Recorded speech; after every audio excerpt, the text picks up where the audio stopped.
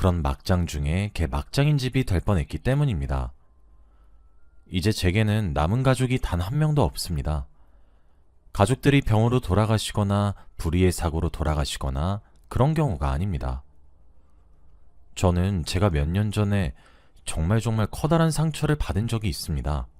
그래서 저도 저희 가족과의 연을 끊고 연고도 없는 곳으로 이사를 왔어요. 지금도 자다가 벌떡벌떡 일어나곤 한답니다. 억울해서요. 죄책감과 죄악감 그리고 억울함까지 밀려들어 나쁜 생각을 하기도 했어요. 그럴 때마다 스스로에게 이러면 안 된다고 얼마나 다잡았는지 아무도 모를 거예요. 그렇게 억누르고 삭히면서 살아오니 이제 어느 정도 감정이 갈무리가 되고 있는데 요즘 새로운 고민이 하나 생겼습니다. 그 이야기를 하고 싶어서 이렇게 불렀어요. 이렇게 얘기를 하면 대체 무슨 일이 있었기에 온 가족과의 연을 끊나 싶으시죠? 지금부터 그 이야기를 한번 시작해 보도록 하겠습니다. 누군가에게는 지긋지긋하고 그럴지라도 끝까지 들어주셨으면 좋겠습니다. 저는 작년 1년이 넘는 시간 동안 만나고 있었던 남자친구가 있었고, 당시 제 나이는 30 초반으로 딱 결혼을 하기 적절한 나이였습니다. 지금은 헤어졌지만 편의상 남자친구라고 명하도록 하겠습니다. 제 남자친구는 키도 180cm가 훌쩍 넘는 아주 훤칠한 키를 가지고 있어요. 그리고 대학 시절 내내 인기 투표라는 족족 그 사람이 걸리곤 했었어요. 당연한 결과라면 결과였죠. 키도 컸고 얼굴도 무척이나 잘생겼었거든요. 게다가 성격까지 자상하고 성품 또한 다정했기 때문에 여러 여자아이들의 가슴속 첫사랑의 대상이 되곤 하였습니다. 저와는 대학교에 재학 중이던 시절에 만난 지인 사이였어요. 그냥 그렇게 친한 것도 아니지만 그렇다고 아예 얼굴까지 모르는 그런 사이는 아니었던 것이죠. 그냥 그 사람과 저 사이에 몇몇 공통된 지인들이 꽤 많아서 자연스럽게 알게 된 수준이었어요. 대학 시절에는 대면대면했고 오며 가며 인사 정도만 하는 사이였어요. 그러던 사이 저는 졸업을 하고 취업을 하게 되었죠. 아무 생각도 없었다고 봐야겠네요. 그런데 아니 웬걸? 대학을 졸업하고 취업에 성공했고 거기서 그치지 않고 이직을 하려고 노력했고 결국 원하는 회사에 들어가게 되었습니다. 그리고 그곳에서 그 사람을 다시 만났죠. 솔직히 익숙하지 않은 공간에서 예기치 않은 만남만큼 제일 재미가 있고 반가운 것이 어디 있겠어요? 저는 별로 친하지도 않았는데 그곳에서 만나니까 어찌나 반갑던지 한참 서로 놀래고 반가워하고 그랬어요. 남자친구와 저는 그렇게 알고만 있던 사이에서 서서히 친한 사이로 변할 수 있게 되었고 남자친구는 제게 고백을 해왔고 우리는 곧 연인이 되었습니다. 하지만 저도 남자친구도 사내연애였기 때문에 엄청 조심스럽게 만났어요. 누군가 알게 될까봐 무섭기도 하고 두렵기도 해서 이게 또 구설수란 것이 만만치 않으니까요. 그렇게 저는 남자친구와 1년 이상의 시간 동안 서로를 사랑하며 보듬어주면서 그렇게 지냈어요. 그리고 사실 아무리 남녀평등이라고 여러 사람들이 얘기를 하곤 하지만 그래도 아직 현대사회는 여자가 그런 소문에 휩싸이는 게 좀 더 좋지 않았다던 상황이었어요. 그래서 저는 특히 조심해서 만났습니다. 하지만 제가 조심해서 남자친구를 만난다면 남자친구는 저를 뭐랄까 은밀하게 만나는 기분이었어요. 뭔가 일부러 더 몰래 절 만나는 기분이었습니다. 마치 연애한다는 사실 자체를 퍼뜨리고 싶어 하지 않는 듯하다는 느낌을 폴폴 풍기는 것이 아니겠어요? 그래서 제겐 불안감이 찾아왔던 것 같아요. 어딜 가든 주위에서 사람들이 끊이지를 않고 인기도 많은 내 남자란 생각이 컸거든요. 그래도 뭐 아무렴 어떻겠냐, 좋은 게 좋은 거지 하는 생각도 만만치 않게 컸던 것 같아요. 나이 30이 넘어 질투를 하고 있니 많이 하면서 남자친구에게 매달리는 것도 애처럼 보일 것 같기도 했고 고작 그런 사소한 이유 때문에 남자친구와 헤어지기는 아쉬웠고 싫었거든요. 남자친구와 잘 통했고 잘 맞았기 때문이죠. 그만큼 남자친구는 저를 너무 많이 사랑해 주었습니다. 과분하다고 생각할 정도로 말이에요. 저와 비밀로 만나는 사이지만 회사 사람들이 애인이 있냐고 물어보면 항상 있다고 대답해 주었거든요. 그래서 더더욱 남자친구를 향한 제 신뢰는 항상 컸던 것 같아요. 아무튼 당연히 결혼 적령기인 나이에 그렇게 진지하게 사랑을 하며 서로에게 푹 빠져 있다 보니 결혼 이야기도 저절로 나왔습니다. 하지만 남자친구에게는 흔쾌히 좋아라는 대답이 나오질 않았습니다. 저는 의아했어요. 하지만 요즘 세상에는 비혼주의를 선언하는 사람들이 많잖아요. 그래서 그런 것인 줄 알았습니다. 그리고 제가 생각했던 것처럼 남자친구는 본인에겐 아직 일과 커리어 같은 것들이 더 중요하다고 그렇게 애둘러서 결혼에 대해 부정적인 입장을 밝혔죠. 그러면서 이걸 계기로 헤어지자고 하면 자긴 받아들일 수 있다 하더라고요. 솔직히 서운하고 섭섭하지 않았다면 거짓말이에요. 오히려 그런 것들을 넘어서서 화도 났어요.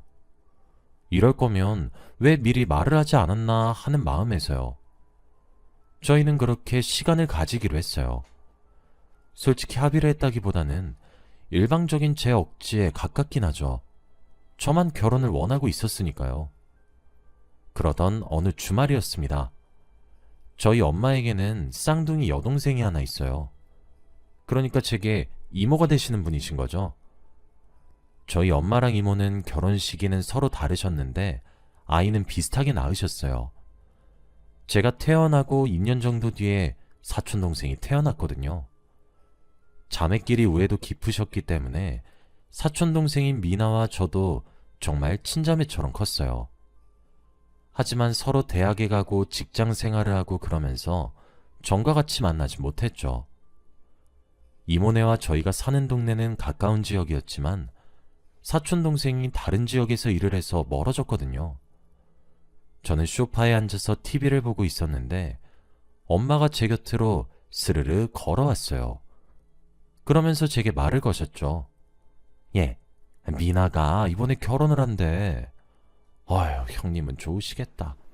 우리 딸은 언제쯤 하려나? 하셨죠. 그러면서 제 앞에 휴대폰까지 함께 들고 와서는 제잘제잘 떠들기 시작하셨어요. 사촌동생이 고른 웨딩드레스도 어찌나 우아한지 모르겠다는 둥, 하루빨리 구경 가고 싶다는 둥, 잔소리를 빙자한 수다를 제 앞에서 떠는데 조금 부럽더라고요. 제가 힐끗힐끗거리자 엄마가 사진 같은 것들을 제게 보여주셨는데 전 충격에 빠질 수밖에 없었어요. 사진 속에는 제 친동생과도 같은 미나가 활짝 웃고 있었고 그 옆엔 예비 신랑이 서 있었어요. 그리고 그 사람은 제가 아주 잘 알고 있는 사람이었습니다. 바로 제 남자친구였어요. 저는 엄마 손에서 휴대폰을 빼앗아 허겁지겁 이모가 보낸 사진들을 훑어봤습니다. 진짜 일로 보나 절로 보나 거꾸로 뒤집고 어디 매달아서 봐도 사촌동생 옆에 서 있는 예비 신랑은 제 남자친구가 확실해지기만 할 뿐이었죠. 저는 시간이 멈춘 것만 같았습니다. 한 번에 이 상황을 받아들일 수 없었어요. 제가 아무런 말도 못하고 그저 사진만 멍하니 바라보고 있으니 엄마는 제가 부러워하는 줄 아셨는지 남자친구한테 결혼 이야기도 좀 띄우고 그래 라고 하시더라고요. 저는 남자친구를 먼저 만나야 하는 것인지 미나를 먼저 만나야 하는 것인지 당초에 가늠할 수 없었어요. 일단 같은 지역과 회사를 다니고 있는 남자친구를 만나는 것이 더 쉬울 것 같아서 전화를 걸었어요. 받질 않더군요. 그래서 메시지를 보냈죠. 잠시 만나자고 말이에요.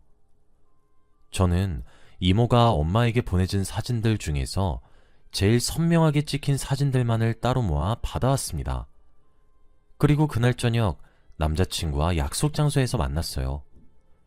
평소와 다름없이 친절하고 남자친구는 무슨 일이 있는 거냐는 둥 이야기를 먼저 하기 시작했어요. 제가 늘 들었던 자상한 분위기에 부드럽고 낮은 목소리로 말이에요. 저는 한참을 가만히 미동도 없이 듣고만 앉아 있었습니다. 제 분위기가 심상치 않았던 것인지 남자친구도 자세를 고쳐 앉더군요. 전 남자친구의 얼굴을 빤히 바라만 보다가 아무런 말도 없이 제 휴대폰을 열었고 엄마 휴대폰에서 받은 사진을 한 장 화면에 띄어 테이블 위에 조용히 내려놨습니다. 처음엔 갸웃거리며 무엇이길래 뜸을 들이냐며 재촉하던 남자친구의 표정은 삽시간에 하얗게 질렸다 파랗게 질렸다를 반복하며 창백해져 가더군요. 저는 설명을 요구했습니다. 남자친구는 제게 어떠한 설명도 하지 않았고 그저 미안하다고만 하더군요. 이렇게 이런 사람을 그동안 믿고 따랐다니. 진정으로 제 눈이 고장난 건가 싶었습니다. 전 불같이 화가 날 줄 알았고 그래서 집안 거를 개꼴처럼 해놓지 않을까 기대를 했었는데 차분해지더군요. 남자친구는 제게 무릎을 털썩 꿇고 빌었어요. 미안하다고. 자신의 죄를 용서하지 말라면서요. 그리고 제발 미나에게 사실을 이야기하지 말아달라고 하며 흐느끼며 죄를 구하더군요. 제게는 눈물 한 자락 보인 적 없었는데 진짜 기가 막힐 노릇이었습니다. 저는 물었습니다. 1년에 가까운 시간을 나와 만나면서 연애를 했던 것은 뭐였느냐고. 나한테 대체 왜 그런 것이냐고 말이에요. 그랬더니 사촌동생은 타지에 있어서 장거리로 연애를 했기 때문에 외로워서 만난 거였다고. 자신이 죽을 죄를 지었다고 하더군요. 너무 화가 나서 눈물도 나지 않았습니다. 저는 그래도 제가 어느 정도 그 사람한테 의미가 크게 있는 사람일 거라고 생각했어요. 하지만 저는 정말 아무런 가치도 없었던 사람이었고 사촌동생과 하게 된 장거리 연애에 몸이 외로워서 양다리를 걸쳤던 거였습니다. 저는 그렇게 제게 울고불며 매달리는 그놈을 어떻게든 떼어냈고 미나네 집을 찾아갔어요. 다행히 주말이라 그런지 미나도 혼자 본가에 내려와 있었다고 하더라고요. 당장 조금 뒤에 닥칠 미래도 모르고 마냥 해맑게 맞이하는 이모와 사촌동생의 모습을 보니 한숨이 절로 나왔고 눈물도 절로 나왔습니다. 제가 다짜고짜 눈물을 뚝뚝 흘리고 앉아있으니 이모랑 사촌동생이 당황했는지 우왕좌왕하더군요. 저는 더 이상 미룰 수 없다고 판단했고 그간 있었던 제 이야기를 아주 조금씩 천천히 그러나 정확하게 이야기를 꺼내기 시작했습니다. 그랬더니 두 모녀의 얼굴은 걱정에서 경악에 서린 표정으로 바뀌는데 아주 짧은 시간이 걸렸죠. 두 사람은 처음에 믿지 않았습니다. 제가 아주 짓궂은 장난을 치는 것으로 여기더군요. 하지만 제게는 그놈과 제 관계를 뒷받침해줄 수 있는 증거자료도 많았습니다. 남자친구였던 그 사람과 아무것도 몰랐던 제가 나눴던 사랑이 가득한 메시지들과 함께 찍은 사진들까지 사촌동생에게 모조리 보여주었습니다. 사촌동생은 예상대로 엄청 커다란 충격을 받게 된 것 같았어요. 이렇게까지 잔인한 방법밖에 없나 싶기도 했지만 당장 코앞이 동생의 결혼식이었기 때문에 제게는 불가피한 경우가 되어버린 것이죠. 사촌동생은 단말마에 신음소리만 내뱉고 휘청거리더니 이내 바닥에 쓰러졌습니다. 저랑 이모는 혼비백산해서 119를 부르고 응급실에 데려갔어요. 제가 있어서 그런지 저희 엄마도 연락을 받으셨더라고요. 거기서 악몽은 끝나지 않았습니다. 사촌동생은 쓰러질 때 자신의 아랫배를 움켜쥐고 있었어요. 의사 선생님의 말씀으로는 임신 초기였을 것이라 하시더라고요. 임신 초기에는 몸가짐조차 무리하면 안 되고 스트레스도 당연히 안 되는 거라고 단단히 경고하셨죠. 하지만 사촌동생은 임신 초기에 제가 폭로한 비밀들로 인해 엄청난 스트레스를 받게 되었고 결국 그 결과는 유산을 하게 되어버린 것이죠. 하지만 한 달도 채 남지 않은 결혼식을 파토내기엔 제가 너무 급했던 것은 아닌지 생각하게 되더라고요. 이모는 저희 엄마에게 엄청 불같이 화를 내셨습니다.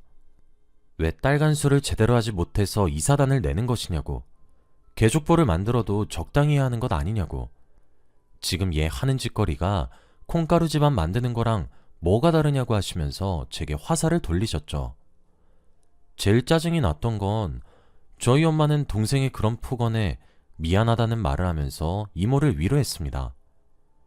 사실 전 아무것도 몰랐던 사람이고 따지고 보면 피해자였고 제가 만났던 남자가 천하의 나쁜 놈이어서 속았던 것이었고 하필 그 사람과 결혼한다는 여자가 다름 아닌 제 친자매 같은 사촌동생이라서 폭로했던 거였어요. 저도 슬펐고 눈물이 났는데 사촌동생을 위해서 폭로를 했던 거였죠. 하지만 이모와 사촌동생은 제가 뱃속의 아이를 죽인 살인범과도 같다고 이야기를 했고 남자친구였던 그놈조차도 절 죽일 듯이 노려보고 그렇게 살지 말라고 가짜는 충고하더라고요. 저희 엄마도 그러시더라고요. 왜 남의 연애사에 끼어들어서 이 사단을 내냐고요. 집안 시끄럽게 왜 그런 거냐고요. 이런 일이 있었으면 엄마한테 먼저 말했어야 되는 것이 아니냐고요. 아무도 제 편을 들어주지 않더라고요. 전 남자친구였던 그놈이 준 상처보다 믿고 의지했던 가족이 제게 등을 돌렸던 것이 더 끔찍하게 느껴졌죠. 어찌되었든 저는 당연히 그 사람과 헤어졌고 그 사람은 제 사촌동생과의 결혼이 취소되었습니다. 사촌동생은 제가 보여준 것들을 증거로 삼은 것인지 파혼의 사유를 그 자식을 대상으로 소송을 걸었고 모든 배상금과 위약금을 그쪽에서 물게 되었다고 들었어요. 뭐 제가 그 사람을 알고 만난 것이 아니란 것을 그쪽에서도 깨닫고 있었기 때문에 제게 소송은 걸지 않았던 것이겠죠. 그 일이 있고 저는 회사를 그만두었습니다. 연을 끊고 싶었고 아무도 저를 모르는 연고도 없는 그런 지역에 혼자 살고 싶어지더라고요. 엄청 힘들게 이직을 한 곳이었는데 새삼 필요하다는 생각을 하지 않게 되었습니다.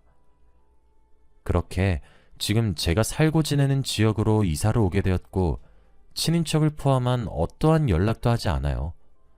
그렇게 혼자서 자급자족하며 모든 연을 끊고 이곳에 정을 붙여 살기 시작한 지 벌써 3년이란 시간이 흘렀죠. 그런데 얼마 전이었습니다. 수소문을 해서 저를 찾아온 사람이 있었어요. 그 사람은 다른 사람이 아니라 사촌동생이었습니다. 어떻게 찾아왔을지도 궁금했지만 왜 찾아왔을지도 무척이나 궁금하더군요. 밖에 세어들 순 없어서 안으로 들였더니 사촌동생은 저를 보자마자 대뜸 미안하다 사과를 건넸습니다. 아주 늦고 늦어서 색이 다 바래버린 그런 사과를 말이에요. 왜 사과를 건네냐는 제 말에 사촌동생은 죄책감을 느끼고 있다고 대답을 하더라고요. 그때는 아이를 잃은 것이 제 탓이 아니란 걸 누구보다 이성적으로 아주 잘 알고 있었지만 충격이 너무 컸다고. 그래서 할 말 못할 말을 본인도 본인의 엄마도 모두가 가리지 못했다고 하더군요. 그래서 제게 미안하다고 사과를 건네더라고요. 그러면서 다시 자신들이 살았던 고향으로 가자고 하더군요. 솔직히 그런 모습들도 매우 이기적으로밖에 보이지 않았습니다. 저는 사촌동생에게 말을 했어요. 사과를 받을 생각도 없고 네가 내민 손을 잡고 따라갈 생각 더더욱 없다고요. 사촌동생은 완고한 제 태도에 물러섰지만 조만간 다시 오겠다는 말만 남기고 떠났습니다. 저는 제가 속은 피해자 입장에서도 온전히 누군가에게 위로받지 못했던 사람이었습니다. 물론 사촌 여동생과 이모도 힘들었을 거라고 생각해요. 하지만 제가 정말 이들을 용서해야 하는 건지를 잘 모르겠습니다. 저는 아직도 제 가족들이 밉습니다. 왜 내가 죄인처럼 고개를 숙여야 했는지를 전 여전히 이해를 하지 못했고 제가 왜 비난의 화살을 도맡아야 했는지도 납득하지 못했어요. 세월이 흘러서 본인들이 이젠 사정이 나아져서 그제서야 제가 생각이 나서 그렇게 합리화할 것들을 다 하고 난 뒤 그땐 경황이 없었다고 미안했다라고 퉁치려는 태도도 저는 솔직히 이해가 잘 가지 않았습니다. 저는 이대로 혼자 지내고 싶습니다. 외롭지 않다고 한다면 거짓말이겠지만 적어도 제 마음은 편해요. 가족은 없지만 저를 가족처럼 대해주시는 이웃집 할머니와 아랫집 아주머니가 계시거든요. 저는 뒤늦은 사과도 가식으로 느껴지고 제가 받았던 상처가 큰지 다시는 가족과 교류를 하고 싶지도 않아요. 그런데 이렇게 행동하는 것이 정말 맞는 행동이냐 물으시면 그 질문에 대해서는 할 말이 없는 것 같아요. 제가 너무 이기적인 행동을 하고 있는 것일까요? 정말 제가 가족이라는 이유 하나만으로 다시 저 사과를 받아줘야 하는 건지도 잘 모르겠어요. 전 어떻게 해야 할까요? 여기까지가 제 이야기였습니다. 이곳에 계신 분들은 저보다 현명하신 분들이 더 많을 거란 생각이 들어서 이렇게 길게 사연을 보내봅니다. 여러분들의 현명한 조언을 기다리고 있겠습니다. 제 긴 글 읽어주셔서 정말 감사드리고 여러분의 오늘도 행복한 하루 되시길 바라며 글을 마치겠습니다. 감사합니다.